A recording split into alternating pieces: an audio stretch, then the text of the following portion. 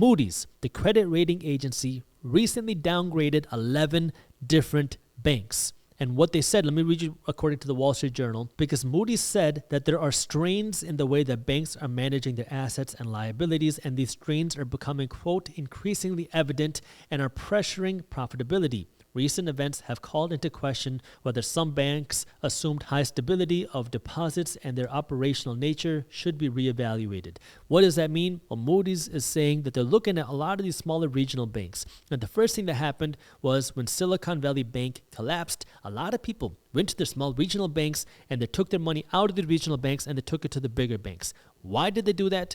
Because, well, the way that the Treasury Secretary put it was essentially, if a bank fails, and a bank failure would cause contagion or mass problems to the economy, then the government would come in and they would defend and protect your deposits, which translated to regular people, if you put your money in a big bank and they fail, you're going to be safe. The government will protect you. But if your money is in a small bank and the bank fails, they're not going to protect you beyond the FDIC limits. So a lot of people then moved their money out of the smaller banks and moved it to bigger banks. The government then come in and said, no, that's not what we meant. We are going to protect all banks probably, but we just have to see what happens. So it was a lot of confusion with what they were trying to say and what's actually happening.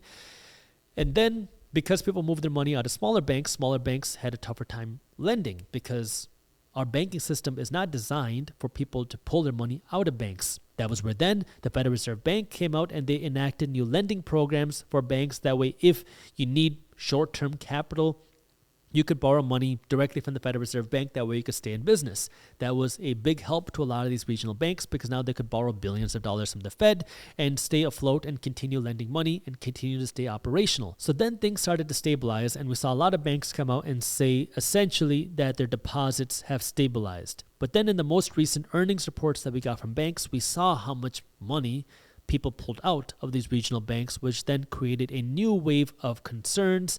And that was when essentially Moody's came out and said that because of the struggles that these banks are facing, it could pose more long-term issues for the actual bank itself, which is when they then downgraded 11 different banks. And that naturally hurt the stock price of banks. You can start to see where it becomes a self-fulfilling prophecy, where when Moody's downgraded the banks, investors don't want to hold on to a company that is a risky investment. So then people started to sell off of their investments, and that hurt the prices, the stock price of these banks. And when the stock price of a bank goes down, well, that also hurts the bank's ability to go out and raise more money because the valuation of a bank goes down. Think of it like you own a home and you paid $500,000 for it. When the home goes up in value to $1 million, it's easier for you to go out and get a home equity line of credit or to refinance and get cash out. But if the home value drops to $200,000, you're going to have a much more difficult time raising more money.